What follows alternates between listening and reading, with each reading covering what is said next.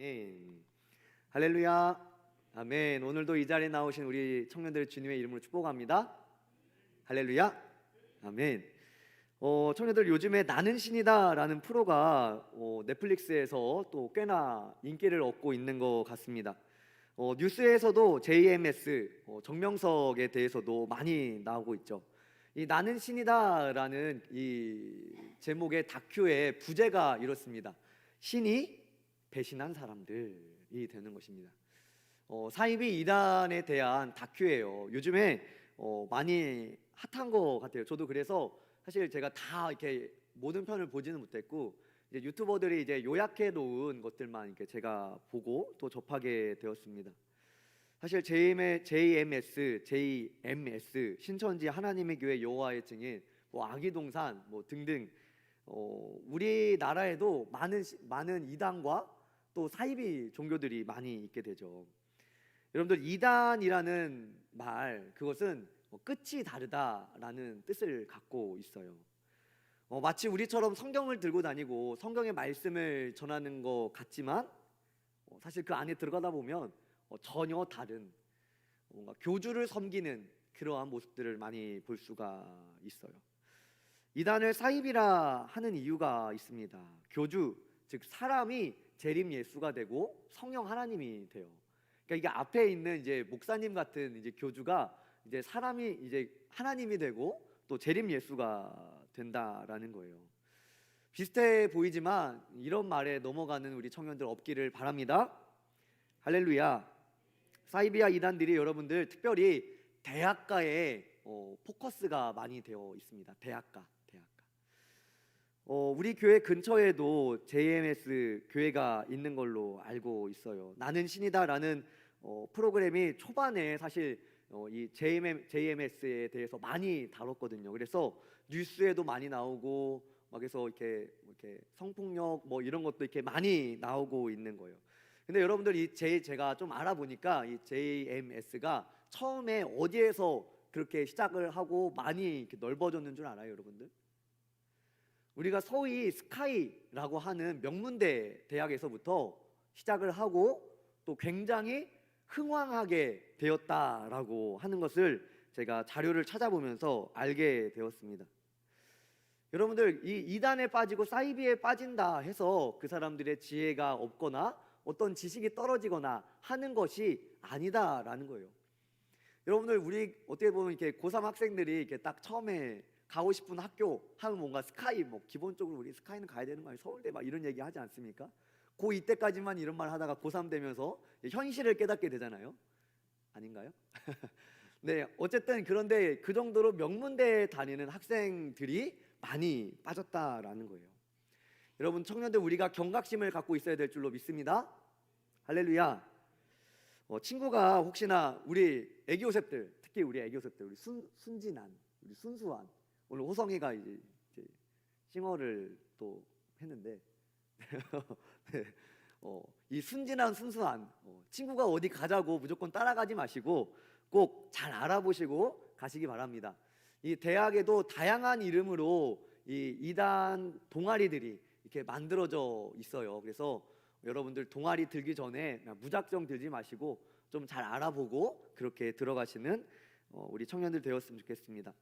여러분 청년 제가 그 월요일 날 이제 그 육아를 이제 제가 하게 됐는데요. 이 육아를 하면 이게 유다랑 이게 잠깐 밖에를 나가는 거예요. 이렇게 나갔다가 돌아오는데 어떤 분이 이렇게 전도지를 하나 이렇게 주시는 거예요. 그래서 교회가 주시냐 하면 이렇게 여러분들 저는 그래도 목사니까 즐겁게 받아줘야 하잖아요. 그래서 이렇게 받으려고 봤더니 딱 그 겉표지에서 느껴지는 느낌이 이단인 거예요. 그래서 제가 하나님의 교회세요? 물어봤더니 그렇다고 하더라고요.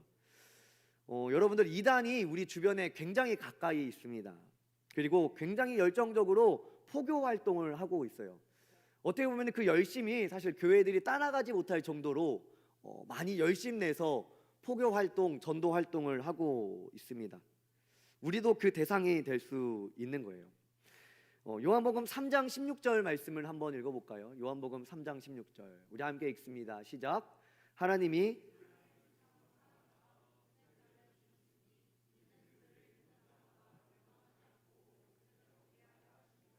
아멘. 청년들, 우리의 믿음의 대상이 무엇입니까? 말씀을 좀 계속 띄워주시겠어요? 여러분들, 우리가 무엇을 믿어요? 믿음의 대상이 뭐예요? 우리는 예수님을 믿습니다. 할렐루야.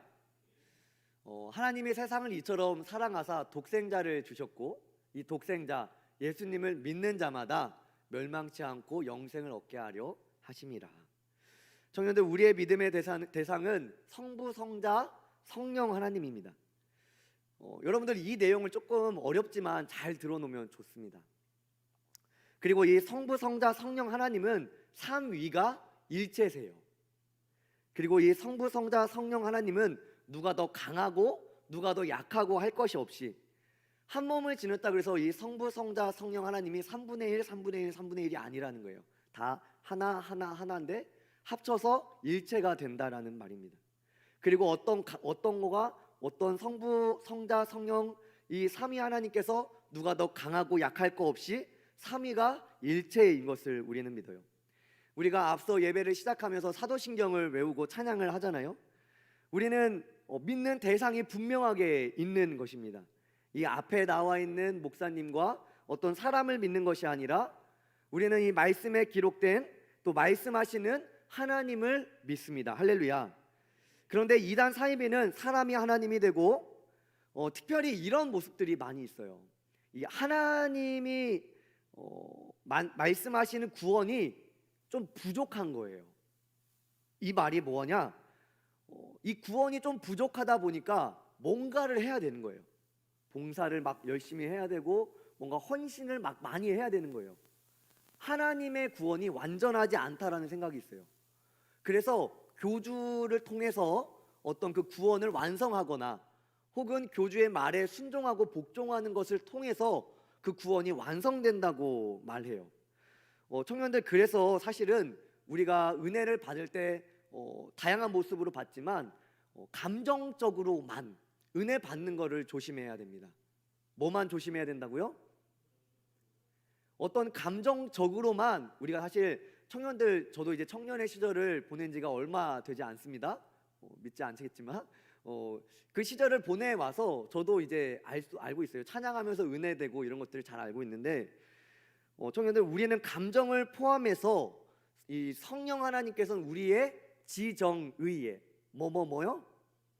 우리의 지정의에, 우리의 지식과 감정과 의지와 동일하게 역사하신 분이 우리 성령 하나님입니다. 할렐루야.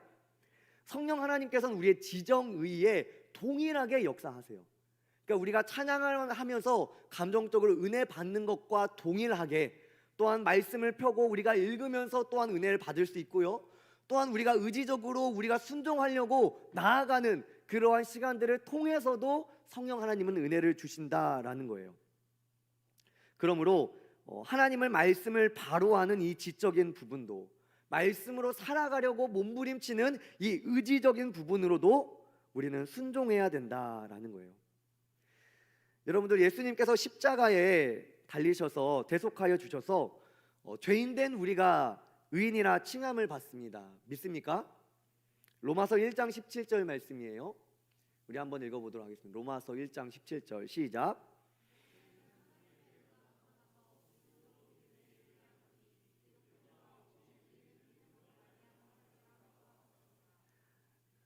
오직 의인은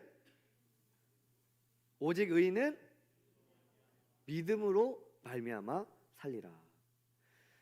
이것은 여러분들, 우리를 구원하려고 계획하신 성부 하나님, 그리고 우리의 구원을 십자가에서 이루신 성자 예수님, 그리고 이것이 성경에 쓰여진 이 내용이 2000년 전의 일임에도 불구하고 오늘도 그것이 우리에게 은혜가 되고 그 구원이 우리에게 적용시켜 주시는 성령 하나님의 구원의 역사는 완벽하다라는 거예요. 할렐루야.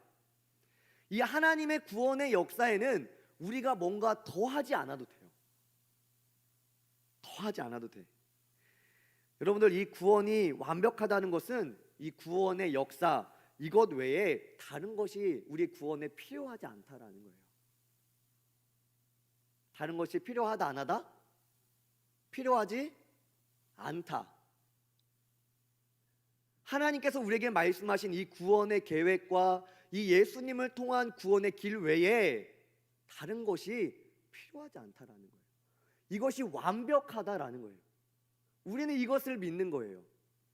자, 그러면 좀 궁금한 게 있을 거예요. 우리 청년들 사실 봉사 많이 하잖아요. 여러분들 오늘도 오전에 막 봉사도 하고 우리 성가대도 하고 찬양팀도 하고. 그러면 우리의 봉사는 뭔가요? 라고 말할 수 있겠죠. 여러분들, 우리의 봉사는 구원이 부족해서 채우기 위한 수단이 아니에요. 할렐루야. 우리가 봉사를 많이 한다 그래서 부족한 구원이 채워지는 게 아니라고요. 아니에요. 그게 아니야. 여러분들이 드리는 이 예배도 여러분들의 구원이 부족해서 드리는 예배가 아닙니다. 할렐루야. 하나님의 구원을 이루기 위해서 우리의 어떤 다른 노력이 필요하지 않아요, 여러분들. 그러면은 여러분들 생각을 해보자고요. 어떤 삶의 이유로 봉사를 못하는 사람이 있을 수도 있잖아요. 좀 타지에 있어서 주일날 봉사를 하기가 어려운 사람들이 있잖아요. 그러면은 이단들의 그런 그 교리에 의하면 그런 사람들은 구원에서 먼 사람들이 되는 거예요. 그렇죠? 그렇지 않습니까? 그런데 하나님께서 우리에게 말씀하신 구원은 이런 사람들에도 모두 동일한 구원이지요. 우리가 구원을 받기 위해서 어떤 노력이 필요한 순간 우리의 봉사가, 우리의 헌신이 이 부족한 구원을 채우기 위한 어떤 수단이 되는 순간 예수님의 십자가의 그 흘린 피와 그 구원의 역사가 부족한 일이 돼버려요. 완전하지 않은 게 돼버립니다. 그래서 우리가 믿는 바는 예수님의 십자가 외에는 다른 것이 우리의 구원에는 필요하지 않다. 할렐루야. 우리가 이것을 믿는 거예요. 이단들은 이것들을 사용해서 어떤 구원을 채우기 위하여 정말로 좋은 곳, 천국이라는 곳에 가기 위하여 돈도 내야 되고 노동도 요구해야 되고 많은 정말로 극심한 헌신도 요구하는 그런 모습들이 많이 보여지는데 우리는 그렇지 않습니다.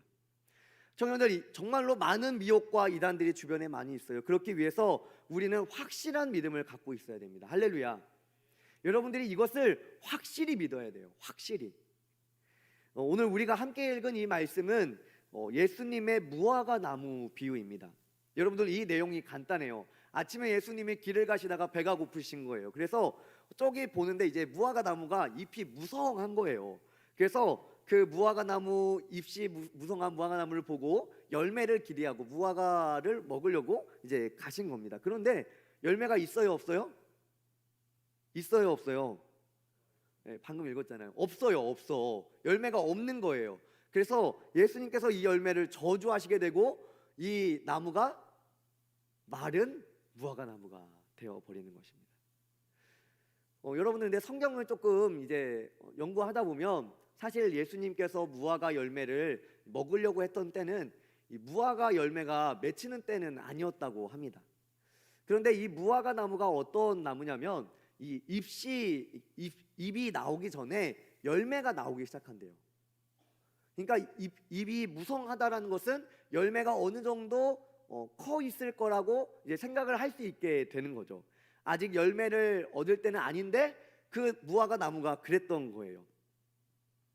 예수님이 그런데 이제 무화과 나무를 저주하시죠. 마태복음 21장 19절 말씀입니다. 우리 한번 같이 읽어볼게요. 마태복음 21장 19절 시작.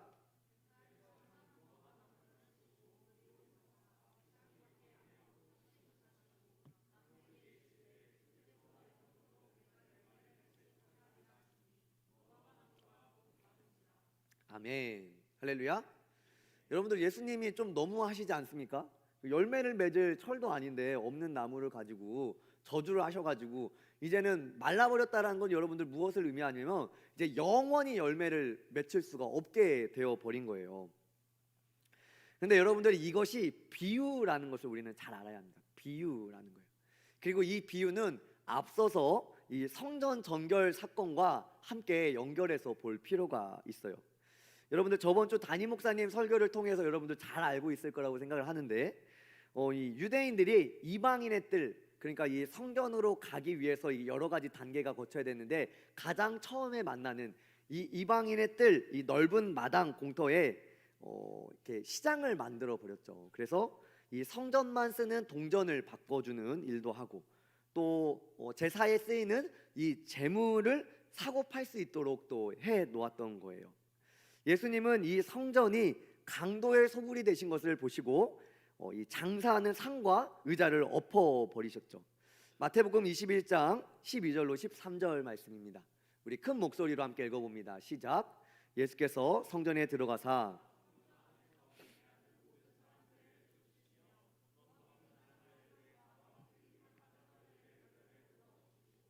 그들에게 이르시되 기록된 바 내 집은 기도하는 집이라 일컬음을 받으리라 하였거늘 너희는 강도의 소굴을 만드는도다 하시니라. 아멘.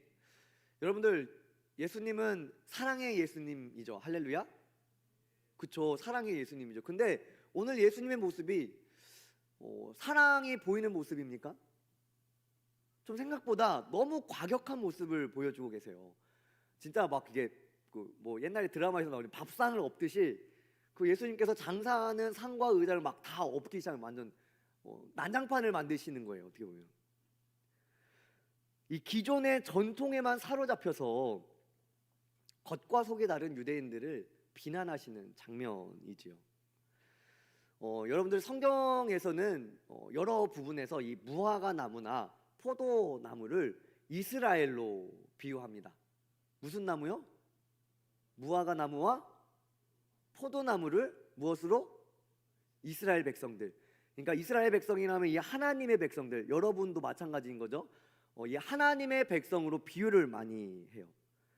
오늘 이 비유, 무화과 나무의 비유를 그럼 돌아보면 오늘 저주하였던 이 무화과 나무는 열매 없는 이스라엘 백성들, 열매 없는 하나님의 백성들을 보고 꾸짖으신 거죠. 예수님이 겉은 무성한 입술을 가졌어요. 어떤 종교적인 행위야 종교적인 화려한 모습은 많이 갖춰진 것 같으나 겉모습은 그렇게 있는데 결국에는 열매가 없는, 겉과 속이 다른 하나님의 백성들, 특별히 오늘 말씀에서는 이 율법 지도자들에 대해서 예수님께서 심판하시는 것을 오늘 말씀을 통하여 볼 수가 있어요. 그리고 이후의 말씀을 보면 또 예수님께서 계속해서 비유로 말씀하시는데 포도원을 비유로 하여 말씀하십니다. 마태복음 21장 28절의 말씀입니다. 우리 함께 읽습니다. 시작.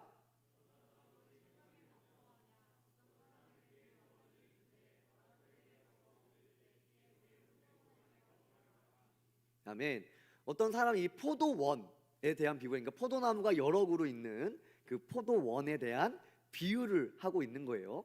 그런데 아버지가 이 두 아들에게 말하는 거예요. 너가 가서 일 좀 해라. 그랬는데 이 첫째 아들은 알겠습니다 하고 순종하지 않죠. 결국에 일을 하지 않아요. 그런데 이 둘째 아들은 아버지가 가서 일 좀 해라 라고 했을 때 싫어요 했는데 뒤에 가서 결국에 일을 하였어요. 여러분들, 아버지의 말씀에 순종한 아들은 첫째 아들인가요? 둘째 아들인가요? 둘째 아들인 거예요. 둘째 아들. 이 비유는 무엇을 말하느냐? 먼저 된 자가 나중되고 나중된 자가 먼저 되는 그러한 모습을 말씀해 주고 있죠. 마태복음 21장 32절을 또 한번 봅시다. 우리 32절 함께 읽습니다. 시작.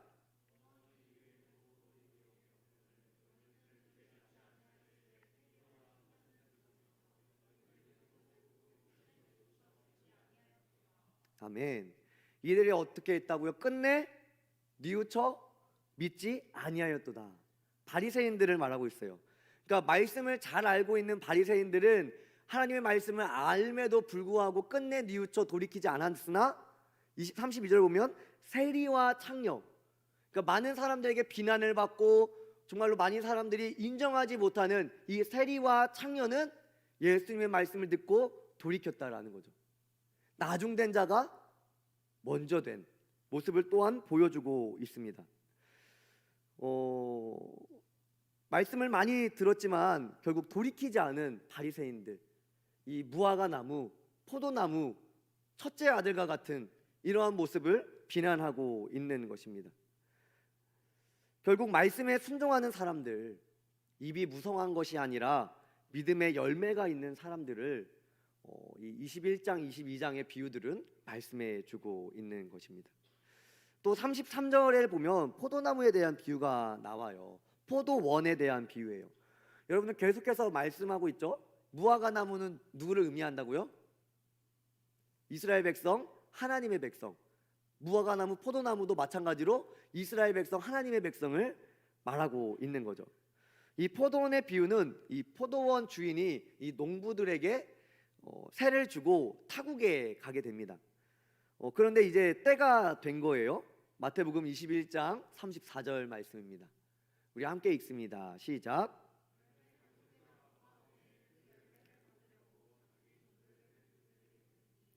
무엇을 거둘 때가 가까웠다고요? 열매를 거둘 때가 가까이 왔던 거예요. 그래서 받으려고 농부들에게, 그 포도원 농부들에게 종을 보내게 된 거예요. 마태복음 21장에는 제가 앞서서 이렇게 계속 얘기를 하는데 이 많은 비유들을 보면서 이게 무슨 말이야 라고 생각할 수 있을 거예요. 그런데 결국 이 33절 34절 말씀에서 말하는 것과 같이, 그리고 마른 무화과 나무에서 말하는 것과 같이 결국에는 무엇을 말하느냐? 따라합니다. 열매를 말하고 있는 거예요. 34절에 말씀하는 이 포도원 농부들에 대한 비유가 끝이 이렇게 됩니다. 결국 이들이 주인이 보내는 종들을 다 때리고 죽이게 됩니다. 41절이에요. 41절 시작.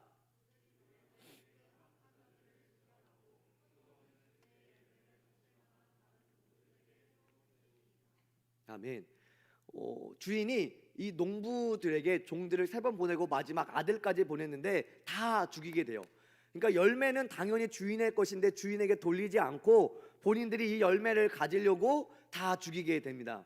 마지막에는 이제는 이 농부들에게 주었던 포도원을 주인이 다시 빼앗기게 되고 그들을 심판하고 이제 이 포도원을 다른 농부들에게 주게 돼요. 그러니까 그릇이 넘어가게 되는 거죠.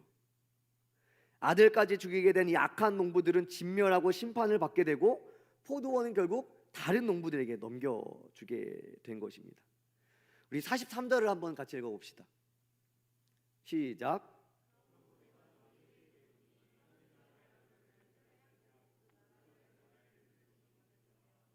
할렐루야.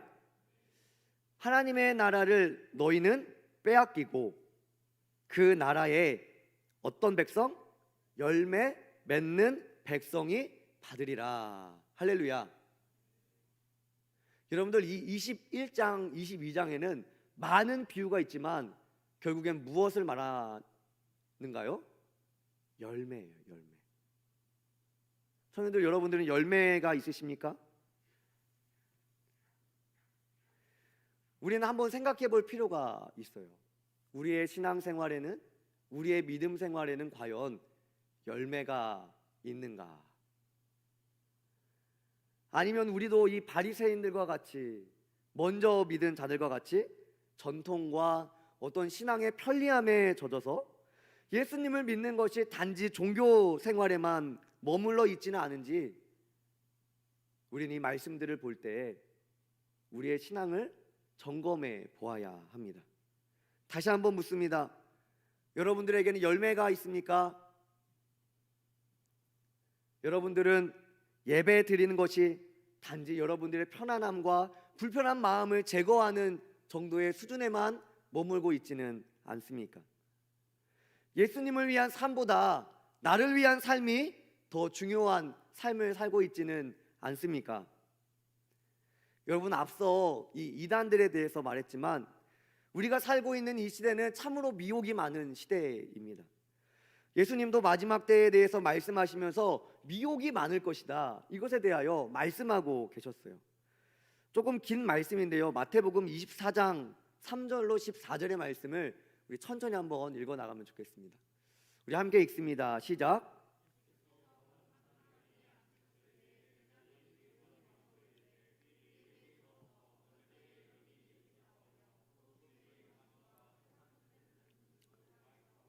삼절에 이렇게 말씀하시는 거예요. 주의 임하심과 세상 끝에는 무슨 징조, 어떤 일이 나타나겠습니까? 라는 거예요. 우리 4절부터 시작.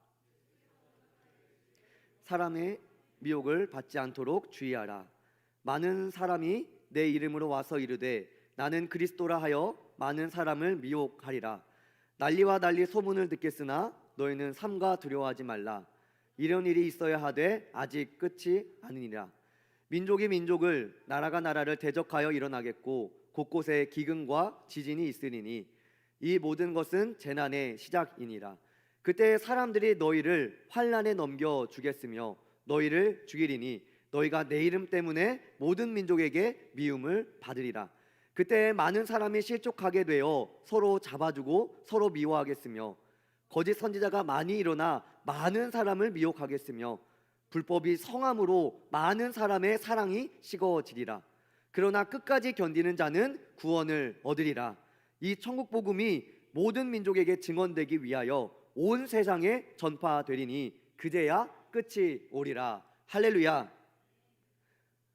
예수님께서는 제자들에게 이 마지막 날 끝날에는 분명하게 미혹이 많을 것이다. 굉장히 많이 반복해요. 미혹이 많을 것이고 거짓 선지자가 많을 것이고 그뿐만 아니라 박해가, 전쟁이, 기근이 있을 것이다. 여러분들 상상만 해도 너무 엄청난 일들 아닙니까? 너무 큰 고난들, 어려움들 아닙니까?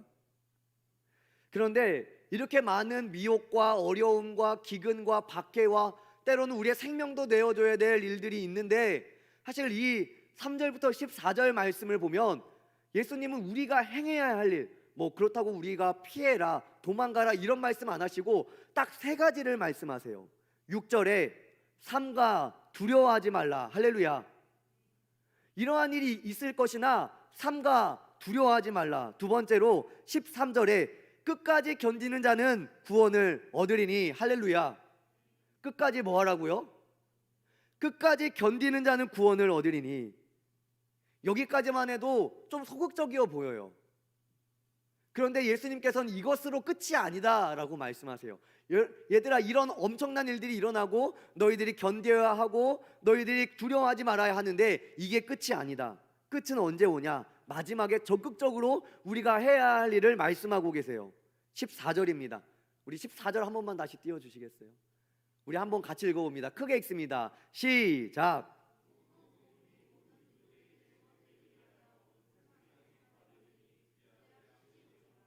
할렐루야. 할렐루야. 언제가 끝이라고요? 막 지진이 나고 기근이 나고 막 이단들이 판치고 이단들이 이제는 막 승승장구하고 그게 끝이 아니라 너희들이 견디고 너희들이 두려워하지 말고 그것으로 끝이 아니라 온 세상에 주의 복음이 전파되는 그때가 바로 끝이다. 우리로 뭐 하라는 거예요? 복음을 전하라는 거예요. 청년들, 우리의 믿음이 감정에만 그쳐서 안 됩니다. 여러분들, 우리의 믿음이 찬양의 은혜의 어떤 그 선율의 감정에만, 은혜만 거기만 머물면 안 돼요.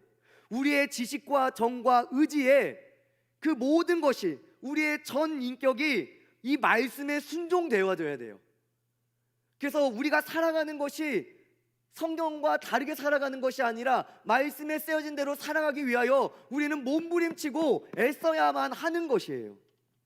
우리가 찬양을 하며 기도하며 흘렸던 눈물이 감정에만 머무는 것이 아니라 이 감정과 함께 하나님을 알고 싶은 지식과 하나님의 말씀대로 살고 싶어하는 의지가 함께 되어서 우리의 삶이 다 변화되는, 그래서 우리가 이제는 복음을 듣고 그 복음에 감격하는 수준에만 머무는 것이 아니라 이제는 복음을 전하러 나가는 거기까지 가야 된다는 말입니다. 할렐루야. 청년들, 우리의 행동을 바꿔야 합니다. 그것이 바로 우리의 지정의가 순종되는 거예요. 정말로 미혹이 많고 거짓이 많고 정말로 예수님 믿는 것이 창피하게 느껴질 것만 같은 그러한 시대를 우리가 살아가지만 저는 우리 청년들이 참 진리에 반응하는 참 신자가 되었으면 좋겠습니다. 믿음의 확실함 가운데 거하시는 우리 모든 청년들이 되시기를 바라요. 그래서 세상은 점점 더 악해지지만 악해질수록 우리를 유혹하는 것들이 더 많이 나타나더라도 끝까지 믿음을 지키며 두려워하지 않고 끝까지 견디며 그 정도의 수준만 머무는 것이 아니라 이제는 복음을 들고 우리의 일터와 우리의 가정과 온 세계에 전하기 위하여, 온 열방에 전하기 위하여 여러분들의 믿음을 더 굳건히 하고 생활을 절제하고 주의 복음으로 살아가기 위하여 힘쓰고 애쓰며 살아가는 우리 모든 청년들 되시길 바랍니다. 할렐루야. 청년들 꼭 기도하시기 바랍니다. 꼭 말씀 보시기 바랍니다.